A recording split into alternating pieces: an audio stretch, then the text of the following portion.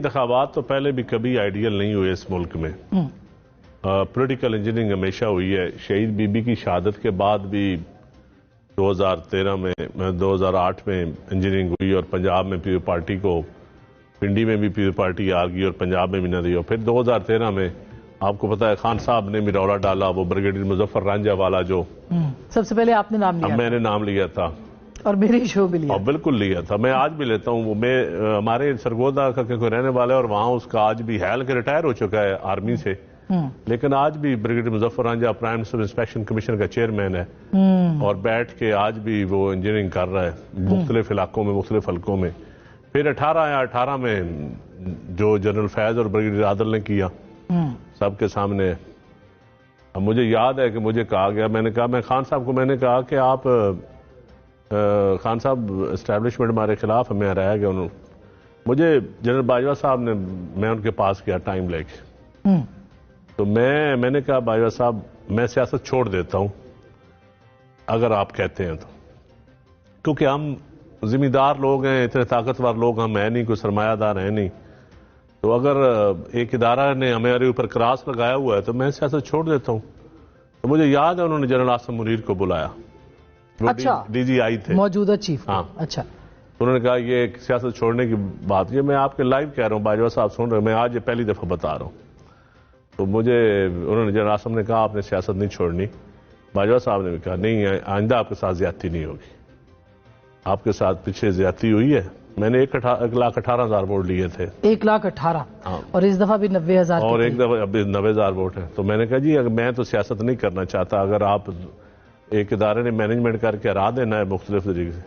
اب پتہ نہیں میرے مختلف دوست کئی ملتے ہیں کسی مختلف لوگوں کو, تو کسی کو کچھ کہا جاتا ہے کہ نہیں اس میں یہ خامی ہے اس وجہ سے آ رہا ہے, اس میں یہ خامی ہے اس وجہ سے آ رہا ہے. کوئی ہمیں خامی بتا ہی دیں, ہم یا تو اپنی خامی ٹھیک کر لیں یا سیاست چھوڑ دیں. آپ یہ کہہ رہے ہیں کہ آپ کے ساتھ بھی دھاندلی بھی ہوئی ہے, اور کتنے ہزار ووٹ میرے علاقے سے پوچھ رہے ہیں. میرا مقابلہ پی ٹی آئی کے ساتھ.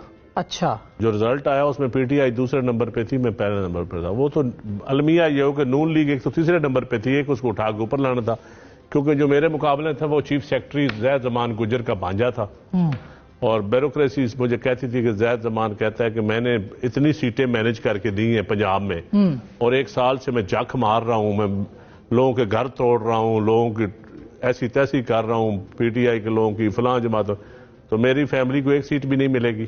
اچھا, یہ تو پھر الزامات تو سب لگا رہے ہیں نا, آپ کے پاس ثبوت بھی ہیں؟ میرے پاس ثبوت بھی ہے, میرے پاس ثبوت بھی ہے, چیک کر لیں. کل آپ نے سی سی میں بتایا, میں نے بتایا ثبوت. میں لائیو آ جائیں میرے ساتھ, جس مرضی ادارے سے انکوائری کروا لیں.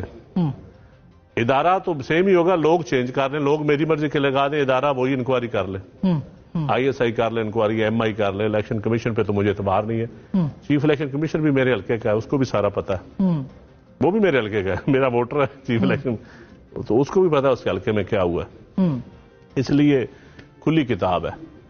بہرحال ہم تو سچی بات ہے, ہم تو سب جماعتیں اب ایک ہی صف میں ہیں, ایک ہی صف میں ہیں. محمود و ایاز, میں سمجھتا ہوں کراچی بھی رولا پڑا ہوا ہے, پیپلز پارٹی کی سیٹیں بھی چھینی گئی ہیں, پی ٹی آئی کی سیٹیں بھی کراچی میں بھی چھینی گئی ہیں, وہاں بھی رولا پڑا ہوا ہے. پنجاب میں تو سیدھی سی بات ہے, پنجاب میں تو انڈیپینڈنٹ لوگ زیادہ جیتے ہیں, کوئی مینڈیٹ.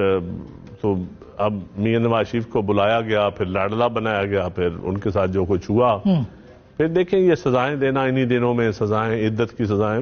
الیکٹڈ وزیر اعظم, جو وزیر اعظم آپ بناتے ہیں, پھر انہی وزیر اعظموں کو آپ کسی کو پھانسی چڑھا دیتے ہیں, کسی کو ہائی جیکر بنا دیتے ہیں, کسی کو عدت میں سزا دے دیتے ہیں. تو یہ مزاج اگر رہے گا تو کیا ضرورت ہے, لوگوں نے ریئیکٹ کیا ہے, کیا ضرورت ہے سیاست کی, یہ سیاست کی. پھر آپ ویسے ہی کاکڑ فارمولہ لگائیں, آگے چلاتے جائیں.